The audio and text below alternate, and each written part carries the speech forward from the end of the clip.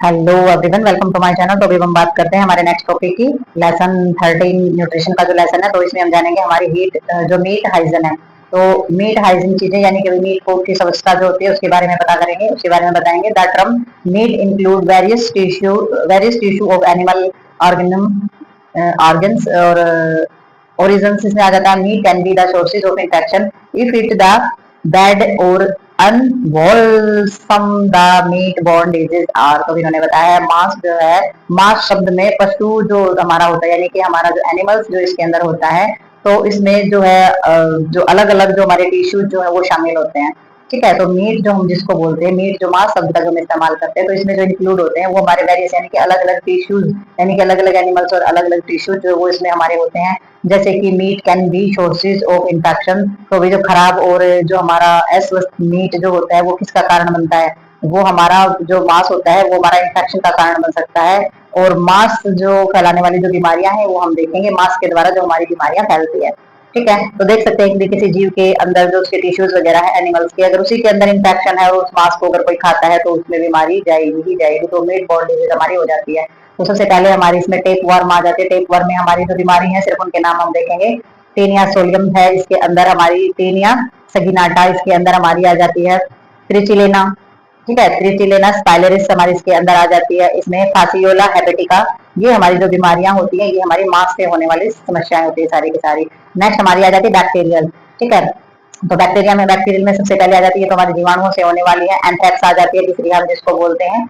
और भाई इसमें आ जाती है हमारी एंटीनो माइकोसिस आ जाती है, जिसको किरण जो कवक जो हमारी होती है, कवक वाली जिसको बोला जाता है, ट्यूबरकुलोसिस हो जाती है। और फूड पॉइजनिंग इसके अंदर आ जाती है। तो ये जो बीमारियां हैं ये सारी की सारी हमारी किससे होती हैं, मीट की वजह से। तो नेक्स्ट देखते हैं इसमें हम। तो नेक्स्ट इसके अंदर आ जाता है साइन ऑफ गुड मीट। तो भाई अच्छा मांस जो होता है उसके क्या क्या लक्षण होते हैं, क्या साइन उसके अंदर होते हैं। तो भाई जो अच्छा मांस होता है उसमें इसकी कैरेक्टरिस्टिक बताई है गुड मीट्स की, कौन कौन सी विशेषताएं इसके अंदर पाई जाती है। तो सबसे पहले इन्होंने बताया कलर। ठीक है, रंग कैसा होगा, that should not B Parle pink on deep purple. तो इन्होंने बताया है कि जो रंग होता है वो हल्का गुलाबी या गहरा बैंगनी नहीं होना चाहिए। ठीक है, तो जो मीट होता है, जो मांस होता है, उसका कलर जो है वो हल्का गुलाबी या गहरे रंग का जो बैंगनी कलर होता है, पर्पल कलर जो होता है वो नहीं होना चाहिए मांस का। ठीक है, तो ये ध्यान रखना है कभी मीट खाओ तो। टच में इन्होंने बताया the meat should be trim and the elastic to touch, it should not be greasy and slimy। तो इन्होंने बताया है अगर आप मांस को टच करके देखते हैं, छू के देखते हैं, तो मांस छूने में जो है बहुत ही ज्यादा कैसा होना चाहिए, फ्रेमी यानी कि बहुत ही ज्यादा दृढ़, कठोर और लचीला जो है वो होना चाहिए। ठीक है, दृढ़ और लचीला यानी कि उसके अंदर इलास्टिसिटी होनी चाहिए जब आप उसको टच करते हैं। तो should not be greasy and the slimy, तो वो कैसा नहीं होना चाहिए, चिकना नहीं होना चाहिए और लसलसा नहीं होना चाहिए। लसलसा यानी कि उसके अंदर जो चिकनाई जैसा जो पदार्थ होता है वो उसके ऊपर नहीं होना चाहिए। तो कैसा होना चाहिए, जो मांस होता है वो दृढ़ होना चाहिए, उसके अंदर इलास्टिसिटी होनी चाहिए, बट लसलसा नहीं होना चाहिए और चिकना नहीं होना चाहिए। तो स्मेल कैसी होनी चाहिए, the odour should be agreeable. ठीक है, तो उसके अंदर जो गंध जो उसकी होती है वो सुखद होनी चाहिए, यानी कि जो उसके अंदर जो स्मेल जो आ रही है वो गंदी बदबूदार स्मेल नहीं होनी चाहिए, अच्छी जो महक होती है वो उसके अंदर आनी चाहिए। तो नेक्स्ट हमारी इसके अंदर आ जाती है फिश। तो जो फिश होती है, फिश होती है हमारी मछली। तो इसमें हमारा बताया गया किसके बारे में, fish of the decompose quickly after death. तो इन्होंने बताया कि मछली जो है मरने के बाद जल्दी सड़ जाती है। ठीक है, तो अगर जल्दी सड़ जाती है तो क्या किया जाए, जल्दी सड़ जाए तो उसका जल्दी से इस्तेमाल किया जाए। ठीक है, तो इन्होंने बताया है फर्स्ट, सबसे पहले इन्होंने बताया the sign of fresh fish are. तो जो हमारी जो साइन होते हैं यानी कि जो ताजा मछली होते हैं उसके क्या क्या लक्षण होते हैं। तो ताजा मछली में हमारे क्या पाया जाएगा, it must be in A state of stiffness of rigor of mortis. तो कभी भी मछली अगर आपने देखनी हो तो उसमें जो सबसे पहला जो है ये अकड़न और जो कठोरता जो होती है ना वो उसकी जो अवस्था में होनी चाहिए। यानी कि अगर मछली उसी टाइम जो डेड हुई है, जो फ्रेश मछली है उसको आप अगर देखते हैं तो वो कैसी दिखनी चाहिए, उसके अंदर जो स्टिफनेस होती है और रिगर जो हमारी मॉर्टिस होती है वो उसके अंदर होनी चाहिए, यानी कि अकड़न और कठोरता की अवस्था में होनी चाहिए, वो कड़ी हुई होनी चाहिए।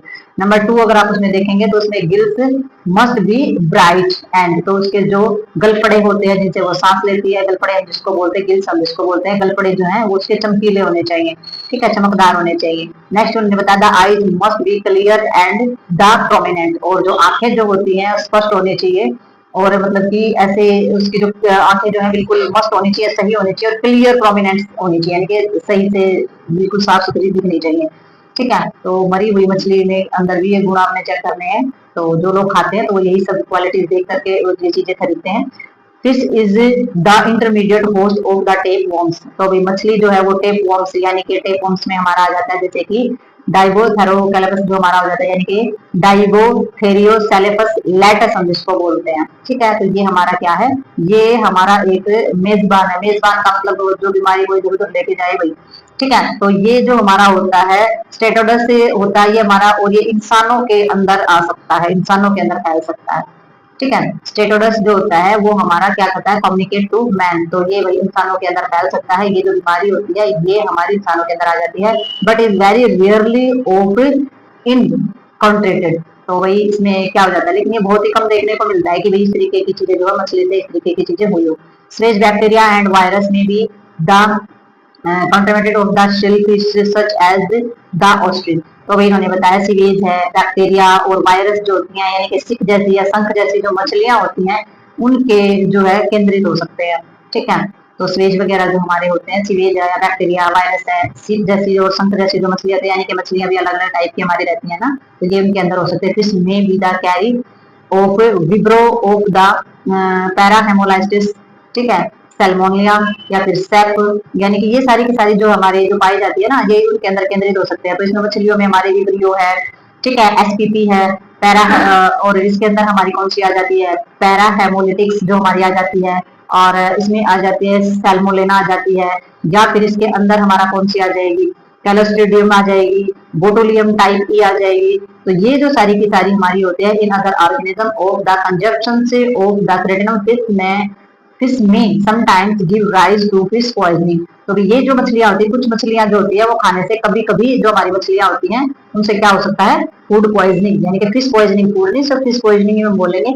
तो भाई ये कुछ मछलियां ऐसी होती है जिनके खाने से फिश पॉइजनिंग हो सकती है, बिकॉज ऑफ ये सारे के सारे इसके अंदर अगर पाए जाते हैं तो कभी कभी हमारी फिश पॉइजनिंग भी हमारी हो जाती है। तो फिश के अंदर ये सारी चीजें पाई जाती हैं, और जो अच्छी फिश होती है उसके ये हमारे लक्षण होते हैं, ताकि आपको पता चल जाए कि मछली जो है उसकी जो डेथ हुई है उसके मतलब बहुत जल्दी जो सड़ने के जो चांसेस होते हैं उससे पहले इसको इस्तेमाल किया जाता है। तो नेक्स्ट देखेंगे इसमें हम, तो नेक्स्ट हम इसमें देखेंगे टीन मछली। तो टीन का मतलब टीन फिश कैसी होती है हमारी, टीन फिश जो होती है हमारी ये होती है जैसे टीन के डिब्बे में रखी हुई जो हमारी मछली होती है उसके बारे में हम बात करेंगे। More and more people are eating tin fish and the meat these days then ever before. तो भाई आजकल जो है पहले से कहीं अधिक लोग जो होते हैं ना वो डिब्बे में बंद जो मछली होती है या जो मांस होती है उसे खा रहे हैं, उसका सेवन कर रहे हैं। ठीक है, तो मोर एंड मोर पीपल जो है ईटिंग, जो टीन के डिब्बे में पाई जाने वाली मांस होती है और मछली जो होती है उसको खा रहे हैं। ठीक है, it is necessary of the impact जो हमारा impact of the tin and can before of the consuming of content. ठीक है, तो भाई इसमें जो हमारे डिब्बे में बंद जो भी हमारी जो मछली वगैरह जो होती है उसका जो सेवन हम करते हैं तो उससे पहले में डिब्बे को जांच कर लेना बहुत ही ज्यादा नेसेसरी है, बहुत ही ज्यादा जरूरी है कि खाने से पहले आप उसको देख लें। The following point should be the noted when the examine tin fish and the meat any other tin food. तो भाई अगर आप इस तरीके की चीजों का सेवन कर रहे हैं तो कुछ पॉइंट जो है वो आपको नोट कर लेने चाहिए और आपने एग्जामिन कर लेना चाहिए टीन के डिब्बे को, फिश को और मांस को। ठीक है, तो उसमें जो आपने जो भोजन के रूप में जो आपने वो चीजें मंगवाई हैं जो आप खरीद रहे हैं, तो टीन के डिब्बे में बंद जो चीजें हैं पूरी तरीके से उसकी अच्छी तरीके से ध्यान रखना चाहिए। तो किन किन बातों का, किन किन पॉइंट का आप उसमें ध्यान रखेंगे। The tin must be from fresh stock. तो भाई जो टीन है वो बिल्कुल ही फ्रेश होनी चाहिए, ताजा होनी चाहिए। It is must be new and clean, वो बिल्कुल नई होनी चाहिए और बिल्कुल साफ सुथरी होनी चाहिए। ठीक है, there should be no evidence of having been of tampered with as for example the presence of the cells organism such tin should be discard. तो इन्होंने बताया है कि इसमें जो हम डिब्बे का तो ध्यान रखे ही रखेंगे, इसमें अगर किसी प्रकार की छेड़खानी की गई है यानी कि किसी के द्वारा जो टेम्पर्ड विद हैविंग एविडेंस, तो इसमें जो हम चीजें जो देखेंगे सबसे पहले वो ये चीज देखनी है कि भी छेड़छाड़ के कोई चीजें नहीं मिलनी चाहिए, जिसको छेड़ा गया, उसको खोला गया है या कुछ ऐसा किया गया है। तो सील बंद जो हमारे जो छेद होते हैं उन पे ध्यान रखना है और ऐसे डिब्बों को फेंक देना चाहिए जिसके साथ छेड़छाड़ की गई है। और अगर सील उसकी पैक है और सील में छेद हो गया है तो इस तरीके के डिब्बे आपने नहीं लेने हैं, क्योंकि अगर उस सील्ड के अंदर अगर ओपनिंग है, किसी प्रकार का छेद है तो उसे फेंक देना चाहिए। इस बात का आपने ध्यान रखना है। On shaking a tin there should be no sound. तो भाई डिब्बे को हिलाने पर अगर आवाज नहीं आनी चाहिए। ठीक है, अगर आप डिब्बे को हिला रहे हैं तो उसमें आवाज नहीं आनी चाहिए। शेक जब आप कर रहे हैं तो उसके अंदर जो डिब्बा है उसके अंदर आवाज नहीं आनी चाहिए। No opening the tin and the content should not be blow out. On the other hand there should be hissing noise. तो भी डिब्बा खोलने पर जो भी हमारी जो उसके अंदर जो मांस है या फिर किसी भी तरीके की हमारी जो सामग्री है वो बाहर नहीं उड़नी चाहिए। ठीक है, तो डिब्बा खोलने पर कोई भी जो उसके अंदर जो सामान है, सामग्री है, वो बाहर नहीं जाना चाहिए, बल्कि एक जो है सब्सक्राइब की जो आवाज है वो आनी चाहिए, ठीक है। जो नॉइस है वो हिंसिंग नॉइस जो है, सब्सक्राइब की आवाज हम जिसको बोलते हैं, सब्सक्राइब की आवाज है सिर्फ वो आनी चाहिए, और जो हमारी जो डिब्बे के बंद चीजें हैं वो हमारी जो है बाहर नहीं जानी चाहिए। तो इन चीजों का आपने ध्यान रखना है। तो ये मस्ट चीज होती है अगर आप ऐसे एरिया में रहते हैं जहाँ पर आप मास्क खाते हैं या डिब्बे में बंद या पैकिंग में बंद जो मास्क या फिश वगैरह जो मंगवाते हैं, तो आपको इन चीजों का ध्यान रखना चाहिए। ठीक है, अब हम जानेंगे इसमें एग्स के बारे में। तो एग्स जो है हमारा, यानी कि एग्स में आ जाता है हमारा, तो बताइए सभी को, अंडा। तो एग में क्या करते हैं, एग बिकम ऑफ स्टाले और प्रॉलम। तो भाई एग जो है वो बहुत लंबे समय तक रखे जाने पर जो है बासी हो जाते हैं। अच्छा, तो बहुत ज्यादा लंबे समय तक, जैसे ट्रे वगैरह ला के हम रख लेते हैं, तो बहुत ज्यादा लंबे समय तक नहीं ला के रखने चाहिए हमारे ये। तो नेक्स्ट देखते हैं इसमें हम। अब इसमें stage and storage under the unsatisfactory condition there the freshness of the egg में भी टेस्टेड और फ्लो। तो भाई इसके अंदर इन्होंने बताया है कि भाई जो स्टोरेज की जाती है ना, अंडे की जो स्टोरेज की जाती है, तो उसमें अगर आप अनसेटिस्फैक्टरी, अगर किसी भी तरीके की कंडीशन में उसको जो है नहीं रखना है, स्टोरेज उसको नहीं करना है, और अंडों के अंदर जो है वो फ्रेशनेस जो है उसकी जांच कर लेनी बहुत ज्यादा जरूरी है। तो उसमें जांच किस तरीके से की जाती है, सबसे पहले हम उसमें देखेंगे कैंडलिंग। ठीक है, तो कैंडलिंग के द्वारा किस तरीके से जांचेंगे, when a storage light of the projected. तो भाई ये जो है तेज रोशनी डाली जाती है इसके ऊपर। तो अंडे के अंदर कैसा दिखाई देता है, the egg must appear of transparent. तो भाई अंडे के अंदर जो है वो हमारा ट्रांसपेरेंट दिखाई देता है, यानी कि आर पार उसके अंदर दिखाई देता है। ठीक है, और दिखाई देना चाहिए, अगर आर पार दिखाई नहीं देगा तो अंडा जो है वो हमारा सही नहीं है। The egg of the rejected if there are any spot और इंटरनल ऑफ द ब्लैकनेस। तो भाई अंडा जो है वो पारदर्शी दिखाई देना चाहिए रोशनी डालने के बाद। अगर अंडे में कोई धब्बा है या अंदर कोई किसी भी प्रकार का कोई दोष है, तो उसे क्या करना है, आपने उसे स्वीकार नहीं करना है। इंटरनल ब्लैकनेस आपको उसको अस्वीकार कर देना है, आपको उस अंडे को नहीं लेना है, क्योंकि वो खाने योग्य नहीं होता है। Floating of the slime water, fish egg sink and 10% salt solution stall egg will float। तो इन्होंने बताया है फ्लोटिंग यानी कि जो हमारा खाने का मतलब कि जो कैसा होता है, फ्लोटिंग ऑफ स्लाइन वाटर। तो स्लाइन वाटर कैसा होता है, हमारा खारा पानी होता है। ठीक है, फ्लोटिंग होता है उसके अंदर तैरना। तो जो हमारा खारे पानी में जो तैरना होता है, जैसे कि जो हमारा एग जो होते हैं, तो सिंक ऑफ 10% सॉल्ट सॉल्यूशन। तो भैया आपने जो ताजे अंडे है ना, 10% नमक का जो घोल बना करके उसमें डुबोए जाते हैं। ठीक है, तो उसमें जब आप डुबोगे तो जो ताजे अंडे होंगे ना वो डूब जाएंगे, और जो बासी अंडे होंगे वो तैरते रहेंगे। तो ये भी एक तरीका है ये जांच करने के लिए भी अंडा जो है खाने योग्य है या नहीं है। तो नमक का पानी जो है वो आप लेंगे, तो नमक के पानी के अंदर जो है अगर आपका नीचे की तरफ बैठ जाता है एग तो वो सही है, और अगर अंडा बासी है, डिफेक्टेड है, तो वो आपका तैरता रहेगा। ठीक है, तो इस तरीके से भी आप जो है एग की जांच कर सकते हैं। तो नेक्स्ट हम इसमें आगे हैं फ्रूट एंड वेजिटेबल्स फाइनली।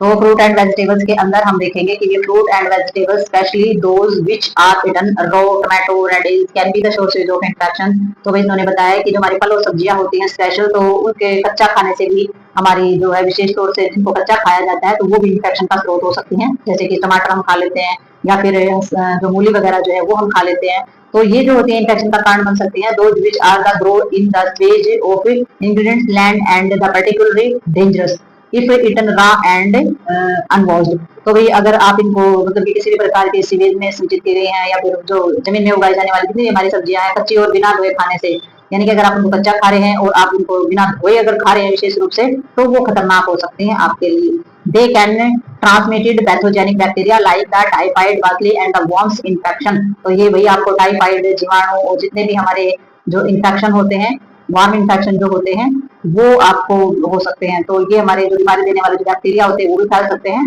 ठीक है, और vegetable which the cooked and the eaten are free from the danger.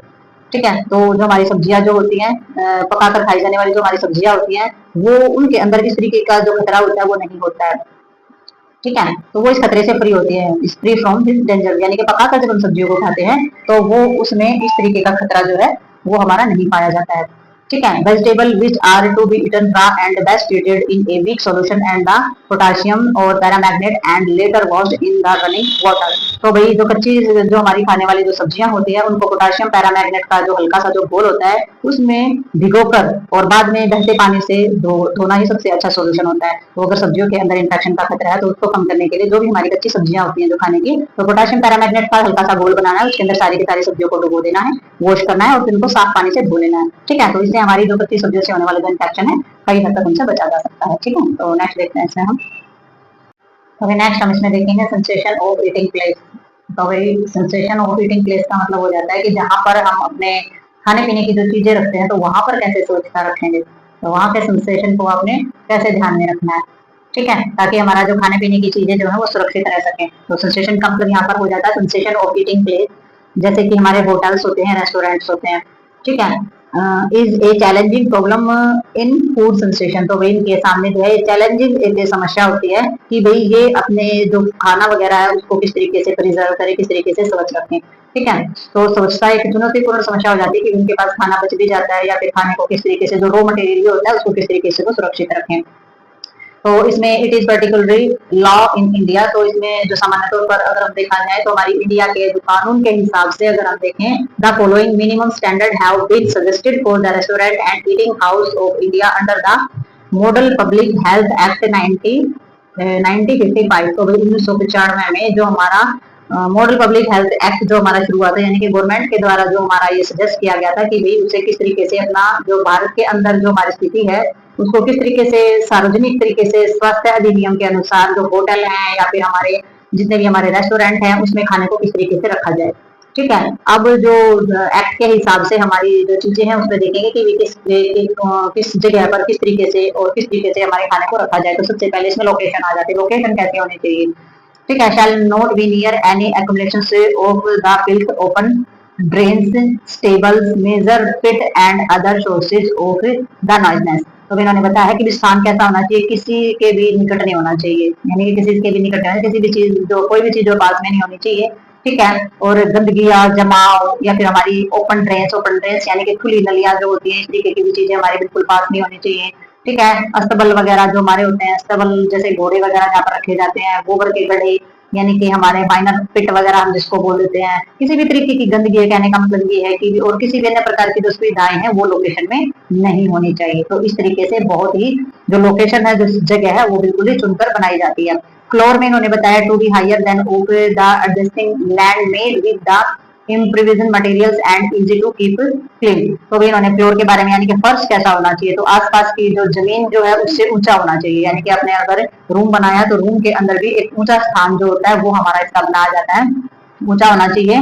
और बिल्कुल भी ऐसी सामग्री से बना हुआ होना चाहिए जो कि बिल्कुल टूटे फूटे ना, यानी कि कच्चा नहीं होना चाहिए। जैसे कच्चे होते तो चूहे अपना बिल अच्छे से बना लेते हैं, या फिर ऐसा कच्चा मटेरियल लगा होता है वहां से टूट फूट होकर के चीटियां निकलना, तो मतलब इस तरीके का नहीं होना चाहिए। बिल्कुल ऐसा मटेरियल लगा होना चाहिए कि वो किसी भी तरीके से टूटे फूटे ना, वो साफ रखा जा सकता, रखना उसको बहुत ही आसान होना चाहिए, यानी कि ऐसा होना चाहिए बिल्कुल चीजों को उठा करके और वहां पर बिल्कुल साफ सुथरा उसको रखा जा सके। तो इस तरीके का फ्लोर होना चाहिए। रूम्स किस तरीके के होने चाहिए, rooms where meals and the serve shall not be the less than 100 square feet and 10 square meter approx and the shall provide accommodation for a maximum of 10% while up to। तो इन्होंने बताया कि भाई कमरा जो है यानी कि रूम है, तो room where meals are serve self. तो इन्होंने बताया कि वे कमरे जहाँ पर भोजन जो है सर्व किया जाता है, यानी कि भोजन जो है परोसा जाता है, वो जो सेवा हमारी दी जाती है वहां पर जो है 100 वर्ग फुट की जगह होनी चाहिए, 100 वर्ग फुट से कम नहीं होनी चाहिए, 100 वर्ग फुट तो होनी चाहिए। ठीक है, उससे कम नहीं होनी चाहिए। और जो अधिकतम जो है वो जैसे कि 10 आदमियों की जो व्यवस्था है वो वहां पर होनी चाहिए, 100 स्क्वायर फीट की जो जगह होनी चाहिए और 10 इंसानों की वहां पर provide accommodation for the minimum of the 10%। तो 10 इंसान जो है वहां पर उसको संभालने के लिए होने चाहिए। दीवारें जो है वो बहुत ही ऊंची होनी चाहिए, वॉल अप टू, यानी कि दीवारें जो है वो बहुत ही ऊंची होनी चाहिए। तो रूम्स में है 100 स्क्वायर फीट में जहाँ पर अनाज वगैरह या कुछ भी चीजें हमारी जो रखी जाती है, या होटल है या कुछ भी है जहाँ पर भी हमारी जो चीजें प्रिजर्व की जाती है, तो वहां पर इस तरीके की जो मेंटेनेंस है वो रखनी चाहिए। तो नेक्स्ट देखते हैं इसमें हम।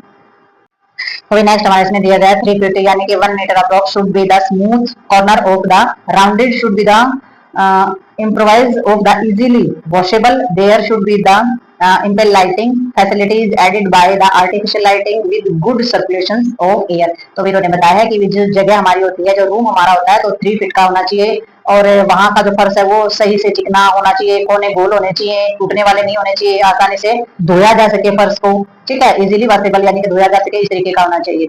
ठीक है, और भाई लाइट जो है वो बहुत ही अच्छी होनी चाहिए। अगर लाइट चली जाए तो आर्टिफिशियल लाइट की फैसिलिटी होनी चाहिए, जैसे कि इन्वर्टर वगैरह, जनरेटर वगैरह जो होता है वो होना चाहिए, और अच्छा वेंटिलेशन होना चाहिए ताकि एयर सर्कुलेशन है वो बहुत ही अच्छे से बना रहे, हवा आती जाती रहे। ठीक है, नेक्स्ट हमारे इसमें आ जाता है किचन। तो किचन हमारी किस तरीके की होनी चाहिए, फ्लोर स्पेस जो है मिनिमम 60 स्क्वायर फीट का होना चाहिए और 6 स्क्वायर मीटर अप्रॉक्स। ठीक है, तो इसमें 60 वर्ग फीट का जो फर्श क्षेत्र होना चाहिए और 6 मीटर का जो है हमारी लगभग इसमें इसकी जो एरिया वो होना चाहिए, और window opening to be 25% of floor area. तो भाई इसमें 25% एरिया के अंदर हमारी विंडो यानी कि खिड़कियां होनी चाहिए जो कि खुली रखी जा सके। नेक्स्ट इसमें floor of the improvise smooth easy and keep clean and the non slippery. ठीक है, तो इसमें जो हमारे फ्लोर है यानी कि जो भी हमारे फर्श दिए गए हैं वो चिकने, साफ रखने और आसानी से फिसलन रहित होने चाहिए, यानी कि चिकने हो इतने भी ना हो कि पैर फिसले उस पर जल्दी से। तो फिसलन से रहित होने चाहिए। और नेक्स्ट इन्होंने बताया door and window should be the red proof. और हमारे जो दरवाजे हैं या खिड़कियां हैं वो इस तरीके के होने चाहिए कि रेड प्रूफ यानी कि चूहे वगैरह नहीं आ सके वहां पर, फ्लाई प्रूफ यानी कि मक्खियां वगैरह भी ना आए यहाँ पर, और सेल्फ क्लोजिंग टाइप, और जैसे कि आप अंदर आए हैं तो अपने आप ही वो बंद हो जाए। ठीक है, तो इस तरीके के बंद होने वाले चूहों से रहित रखे जाए, मक्खियां वगैरह कुछ भी ना आए, इस तरीके के दरवाजे जो है वो वहां पर होने चाहिए। Ventilation should be 2% to floor area and addition to smoke pipe. तो भाई इसमें जो हमारे जो धुएं की जो पाइप होती है वो वेंटिलेटर के साथ हमारी वो होनी चाहिए, और फर्स्ट का जो क्षेत्र है वो 2% होना चाहिए, और धुआं वगैरह वो अंदर नहीं होना चाहिए, धुआं वगैरह के लिए बाहर पाइपलाइन होनी चाहिए। ठीक है, नेक्स्ट इसमें आ जाती है हमारी storage of the cooked food. तो भी जो पका हुआ खाना होता है उसको कैसे स्टोरेज आप करके रखेंगे। Separate room should be the provided for long storage, control temperature is needed. तो भी स्टोरेज कैसे रखेंगे, पके हुए खाने को आप जो है अलग से रखेंगे, अलग से भंडारण करके रखेंगे कमरे के अंदर। ठीक है, तो अलग भंडारण करके रखा जाना चाहिए। और लॉन्ग स्टोरेज यानी कि लंबे समय तक अगर स्टोरेज करते हैं तो उसका जो टेम्परेचर है हमारे रूम का, तो उसकी बहुत ज्यादा आवश्यकता होती है कि भी आप रूम टेम्परेचर इतना रखें तो लंबे समय तक आपका खाना सही रह सकता है। नेक्स्ट इसमें आ जाता है storage of the uncooked of food stuff of, इसमें आ जाता है सारे के सारे प्रिजर्वेबल्स आ जाएगा, नॉन प्रिजर्वेबल्स आर्टिकल्स हमारे इसके अंदर आ जाते हैं। Should be kept of the separately and rat proof and the warming proof space आ जाएगा। Storage of the preservable articles of the temperature control should be the adopt. तो भाई इसमें सारे के सारे यानी कि नंबर 6 के अंदर हमारा जाता है कि जितने भी हमारे कच्चे खाने के जो पदार्थ होते हैं उनको किस तरीके से स्टोर करोगे। अनकुक्ड जो होते हैं यानी कि कच्चा फूड स्टफ जो होता है उसको कैसे संभाल के रखेंगे। तो इसमें हमारा आ जाता है जैसे कि प्रेसेबल्स होते हैं और कुछ नॉन प्रेसेबल्स होते हैं। तो इसमें कुछ तो हमारे नष्ट हो जाने वाले होते हैं, कुछ ऐसी वस्तुएं होती हैं जो मतलब जल्दी से नष्ट नहीं होती हैं। तो अलग अलग हमारे होते हैं, जैसे कि हमारे जो चूहे को रोकने वाले या कीट रोग स्थान पर रखा जाना चाहिए। ठीक है, कुछ अपने आप हो जाते हैं नष्ट और कुछ नहीं होते हैं, तो चूहे नहीं होने चाहिए वहां पर, ऐसे स्पेस में उसको रखना है, गंदगी नहीं होनी चाहिए। और जो भी हमारी ऐसी चीजें लगती है जो जल्दी खराब हो जाती हैं, ठीक है, तो जल्दी खराब हो जाने वाली जो हमारी चीजें होती हैं उनका उनकी जो स्टोरेज है वो हमारा जो टेम्परेचर है उसकी नियमित रूप से अपनाया जाना चाहिए। यानी कि टेम्परेचर कंट्रोल अगर उनके ऊपर रखोगे तो ही वो चीजें आगे चल सकती है, नहीं तो वो और भी जल्दी से खराब हो सकते हैं। तो बिना पके हुए जो हमारा फूड स्टॉक होता है उसको किस तरीके से आप सुरक्षित रखेंगे।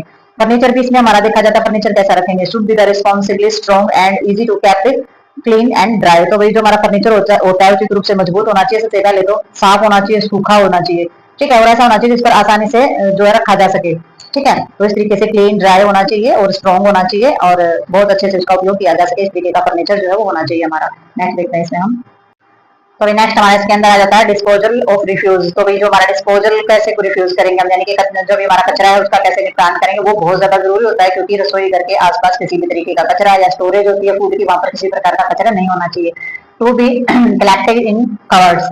ठीक है, कलेक्टेड इन कवर्ड्स और in previous bins and the disposed of twice a day. तो भाई जो हमारा जो भी कचरा इकट्ठा किया गया है सबसे पहले तो उसको ढक के रखें, जैसे कि डस्टबिन का ढक्कन होता है सबसे पहले उसको ढक के रखना है और उसको कूड़ेदान में डालना है और दिन में 2 बार उसका जो है निपटान करना है। ठीक है, तो जो हमारा डस्टबिन होता है उसको क्या करना है, सबसे पहले तो उसको ढक के रखेंगे। दूसरा, सुबह भी और शाम भी दोनों टाइम पूरे दिन में जितना कचरा इकट्ठा होता है उसको डाल दो, शाम से सुबह तक जितना होता है उसको आगे डस्टबिन में डाल दो। तो इस तरीके से आपने बिल्कुल भी सुबह का शाम और शाम का सुबह तक ही डाल देना है, 2 या 3 दिन का कचरा इकट्ठा नहीं करना है। वाटर सप्लाई में अगर आप इसमें देखेंगे तो इंडिपेंडेंट सोर्सेज और जो हमारे एडवोकेट और कंटिन्यू एंड सेफ। तो भी जो हमारे पानी के जो साधन होते हैं वो हमारे अच्छे तरीके से स्रोत हमारे पास होने चाहिए, पर्याप्त होना चाहिए, निरंतर और सुरक्षित और साफ सुथरा पानी हमारे पास आना चाहिए। वॉशिंग फैसिलिटी हमारी होनी चाहिए, जैसे कि to be provided cleaning and the utensils and the crockery to be the done in hot water and follow by the disinfection. तो जितने भी हमारे पास किसी बर्तनों को साफ करने के लिए या फिर क्रॉकरी वगैरह है उसको साफ करने के लिए, यानी कि जो हमारे चिकनाई के जो बर्तन होते हैं, ठीक है, तो उनकी सफाई के लिए गर्म पानी जो है उसकी व्यवस्था की जानी चाहिए। और जो कीटाणुनाशक का अगर प्रयोग किया जाना चाहिए, यानी कि अगर गंदे बर्तन है तो उनको बिल्कुल साफ करने के लिए इन सभी चीजों का इस्तेमाल किया जाना चाहिए। नेक्स्ट हमारा इसके अंदर आ जाता है फूड हैंडलर। तो फूड हैंडलर का मतलब क्या हो जाता है, फूड हैंडलर वो होता है हमारा जो हमारा पूरे के पूरे खाने का जो है देख रेख रखता है, संचालन करता है फूड का पूरा।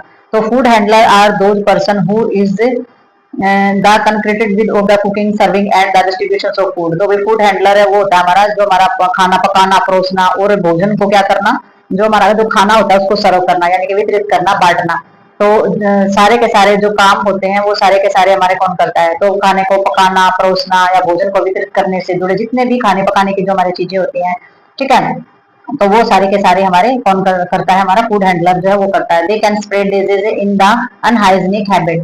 तो उसमें क्या हो जाता है, वे अपनी जो जो अगर उसको किसी अस्वच्छ आदतें हैं उसके कारण जो है रोग फैल सकते हैं। यानी कि अगर खाना सर्व करने वाले के अंदर किसी प्रकार की बीमारी है तो वो अनहाइजीनिक हैबिट है, यानी कि वो हाथ नहीं धोता, गंदे हाथ कहीं पर भी लगा देता है, फिर खाने में लगा देता है, अगर उसके अंदर गंदी आदतें हैं हाइजीनिक चीजों को लेकर के, तो बीमारियां फैला सकता है। The disease likely of spread by the food handler by the typhoid and paratyphoid fever. ठीक है, तो इसमें जो फूड हैंडलर होता है उसकी अगर वो बीमार है तो उसकी वजह से फूड हैंडलर जो होता है यानी कि खाद्य पदार्थ देने वाला जो हमारा इंसान होता है उसके द्वारा जो खाने में पैराटाइफाइड यानी कि ये जो हमारे जो बुखार होते हैं या फिर डायरिया भी हो सकता है। ठीक है, डेनेसाइनेटरी वायरल हेपेटाइटिस जॉइंटिस यानी कि पीलिया, इंटेस्टाइनस वॉर्म्स हमारी हो जाती है, यानी कि आंतों के अंदर कीड़े वगैरह हो जाना, और हमारे जो सेप्टोकोकल्स नाम का जो बैक्टीरिया होते हैं, या कि जो हमारे सेटिफिलोकोकस जो हमारे होते हैं, और हमारा साल्मोनेलिसिस, तो भाई जितने भी हमारे ये इन्फेक्शन होते हैं ना ये सारे हो सकते हैं अगर फूड हैंडलर को किसी भी तरीके की बीमारी है, किसी भी तरीके की अनहाइजीनिक उसके अंदर आदतें हैं। तो अगर आप उसके हाथ का दिया हुआ खाना डेली रूटीन में खा रहे हैं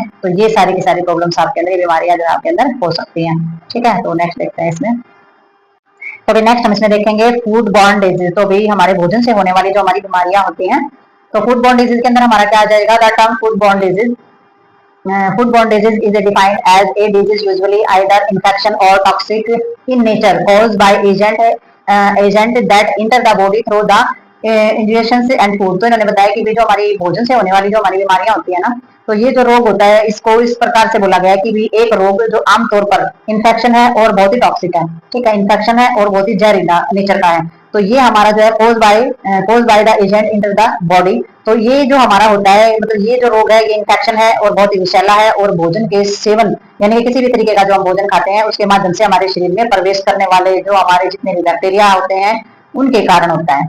ठीक है, तो ये परिभाषा दी गई हमारी किसकी, फूड बॉर्न डिजीज की। ठीक है, ये एक तरीके का इन्फेक्शन है और ये जहरीले नेचर का होता है। उसका कारण होता है कि जो हम खाने में हम जिस भी प्रकार का जो हम भोजन कर रहे हैं और उसके अंदर पाई जाने वाली जो भी चीजें होती है उसकी वजह से जो है इन्फेक्शन हो जाना, बीमारी हो जाना। With increase of the urbanisation, और जो कि हमारा जैसे कि अर्बनाइजेशन है, इंडस्ट्रियलाइजेशन है, यानी कि शहरीकरण जो हमारा हो रहा है, या इंडस्ट्रीज बहुत ज्यादा मात्रा में बढ़ती जा रही है, टूरिज्म बढ़ता जा रहा है। ठीक है, जो पर्यटन स्थल पर घूमने जाते हैं, मास क्रिएटिंग सिस्टम है हमारा।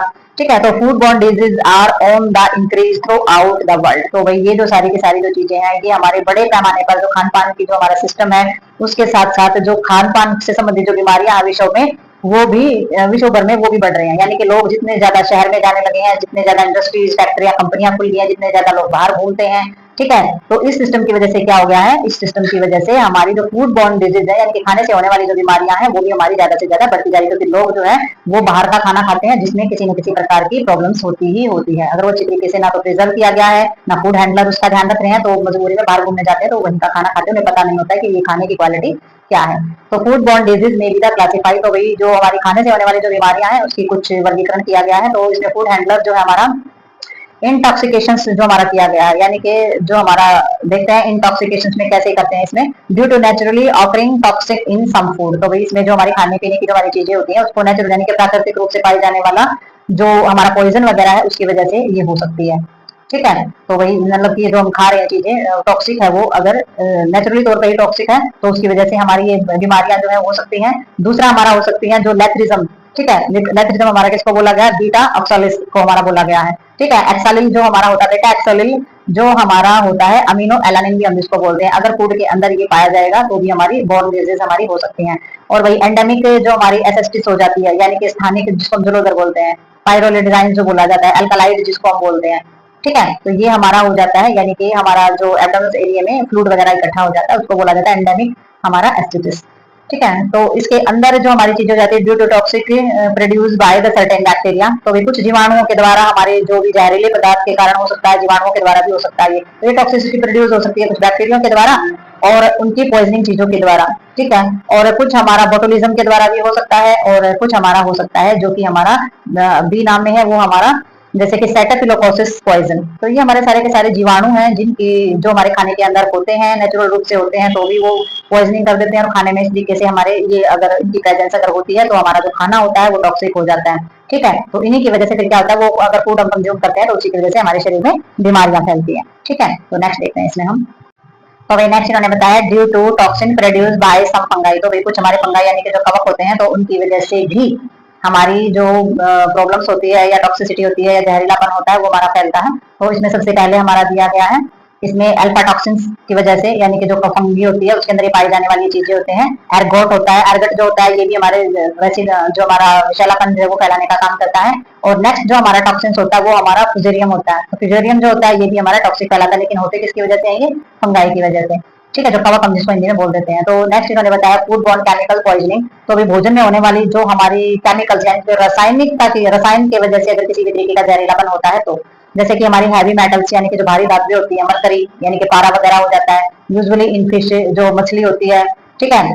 और वही इसमें हो जाता है कैडमियम। कैडमियम जो होता है यानी कि कुछ हमारे जो शेल फिश होती हैं, यानी कि कुछ शंख के आकार की या शीशे में बंद जो हमारे खाद्य पदार्थ जो पाए जाते हैं। And lead of the canned foods, यानी कि शीशे में बंद पाए जाने वाले हमारे भोजन होते हैं। शंख टाइप की हमारी मछलियां होती हैं, पारा वगैरह होता है, या फिर हमारी धातुएं वगैरह होती हैं। तो ये इनमें वही सब में केमिकल्स होते हैं। तो इसकी वजह से हमारे भोजन के अंदर पॉइजन यानी कि जहर हो सकता है। नेक्स्ट हमारा इसमें ऑयल आ जाता है। तो ऑयल जो हमारा पेट्रोलियम और जो हमारा डायवेटिक जो हमारी चीजें होती है पेट्रोलियम के अंदर, तो ये हमारे जितने भी derivative and the solvent of the trisodium phosphate और टीसीपी। तो वही उन्होंने बताया कि जो हमारे तेल है पेट्रोलियम जो उत्पादित करते हैं, जैसे कि हमारे ट्राइक्रेसिन है और फॉस्फेट और टीपीसी, तो ये हमारे क्या करते हैं, टीसीपी, तो ये हमारे क्या करते हैं, ये भी हमारे तेल वगैरह और जो हमारी चीजें होती है उनके अंदर विषाक्तता फैलाते हैं। ठीक है। नेक्स्ट है हमारा इसके अंदर आ जाता है migrant chemical and the package materials. तो भी हमारे पैकेजिंग जो सामग्री होती है उसके अंदर भी कुछ ना कुछ रासायनिक चीजें जो डाली जाती है एक स्थान से दूसरे स्थान पर ले जाने के लिए, तो उसकी वजह से भी प्रॉब्लम क्रिएट हो सकती है। ठीक है। और इसमें हमारा आ जाता है जैसे कि एस्बेस्टॉस। तो इसमें यानी कि किसी भी तरीके की अगर चीजें मिस की जाए तो भी उसकी वजह से भी हमारी विषाक्तता हो सकती है। दूसरे हमारे इसमें आ जाता है पेस्टिसाइड्स रेजिड्यूज हमारे इसके अंदर आ जाता है, यानी कीटनाशक अवशेष अगर किसी भी तरीके के रह जाए। ठीक है, कीटनाशक अवशेष तो पता होगा आपको, डीडीटी की जो दवाइयां आती है एससी की जो हमारी छिड़की जाती है, कीटनाशक को कम करने के लिए दी जाती है। तो इस तरीके की चीजें हमारी अगर हो जाती है तो वो भी हमारे भोजन के अंदर विषाक्तता बना सकते हैं। जैसे कि खेतों में जिस चीज का उपयोग किया जाता है कीड़ों को मारने के लिए, अनाज भंडारण के लिए भी किया जाता है, जो कि हमारे फूड को प्रिजर्व करके रखा जाता है, स्टोर करके रखा जाता है उन चीजों के अंदर। तो नेक्स्ट देखते हैं इसमें हम। तो नेक्स्ट हम इसमें जानेंगे बी फूड बॉर्न इंफेक्शन। तो बी फूड बॉर्न यानी कि खाने से होने वाला हमारा इंफेक्शन कौन कौन सा होता है। तो सबसे पहले इसमें ग्रुप देखेंगे, example of illness in each group. तो भी प्रत्येक जितना भी हमारा जो ग्रुप इसके अंदर होता है तो वो हमारे तो बीमारी के उदाहरण होते हैं। तो बीमारी के उदाहरण के तौर से हम देखेंगे कि बैक्टीरियल डिजीज हमारी कौन कौन सी होती है, यानी कि बैक्टीरिया से होने वाली जो प्रॉब्लम्स होती है उनमें कौन कौन सी चीजें शामिल है, यानी कि वो ग्रुप कौन सा है जो कि बैक्टीरिया की वजह से फैलते हैं सारी की सारी प्रॉब्लम। तो इसमें टाइफाइड और पैराटाइफाइड फीवर जो होता है वो भी हमारा बैक्टीरिया की वजह से। ठीक है। और साल्मोनेलोसिस जो कि पीछे पड़ते आए हैं, और वही स्टेफिलोकोकल। ठीक है। और इंटॉक्सिकेशन जो हमारा होता है, और वही इसमें सीएल या परिप्रेजस रोग जो हमारे होते हैं, बोटुलिज्म होते हैं, और जितने भी हमारे सैरस फूड होते हैं, खाद्य पदार्थ होते हैं, उनकी वजह से होने वाली जो पॉइजनिंग होती है वो। ठीक है। और इसके अंदर हमारे हो जाते हैं इकोकाई जो कि हमारे डायरिया वगैरह हो जाते हैं, जो हमारे नॉन कैलरा यानी कि गैर हैजा हो जाते हैं, विब्रियो रोग हमारे जितने भी होते हैं। और इसमें हमारे जैसे कि पैराहेमालिटिक्स जितने भी हमारी बीमारियां होती है, सारे के सारे हमारे बैक्टीरिया जितने भी होते हैं वो टाइप के बैक्टीरिया होते हैं, तो उन बैक्टीरिया की वजह से होने वाली हमारी इन्फेक्शन है। और इन्फेक्शन स्टेप्टोकोकल, और जो हमारा इन्फेक्शन ऑफ दम, इसमें हमारे सिंगेलोसिस जो हमारा आ जाता है, और इसमें हमारा ब्रिसलोसिस हो जाता है। तो ये सारे के सारे हमारे इन्फेक्शन के नाम है, क्योंकि इसी बैक्टीरिया से होते हैं तो इन्फेक्शन का नाम रखा गया है इसके ऊपर। वायरल से होने वाला हमारा वायरल हेपेटाइटिस हो जाता है। वायरल डिजीज के अंदर गैस्ट्रो इंटेस्टाइनल हो जाता है, यानी कि हमारा पेट और इंटेस्टाइन के अंदर होने वाली जो सूजन होती है। हेपेटाइटिस का तो पता ही है, बहुत सारी वेव्स इसकी होती है। तो ये बीमारी हमारी वायरल डिजीज है सारी की सारी। तो वायरल डिजीज है तो वायरल हेपेटाइटिस है हमारा। और इसमें पैरासाइटिस वायरल है, ये वायरस नहीं आएगा यहाँ पे, वायरल है सारे का सारा। लेकिन वायरल है तो विषाणु के द्वारा ही हमारे ये होते हैं, वायरस के द्वारा ही हमारे ये होते हैं।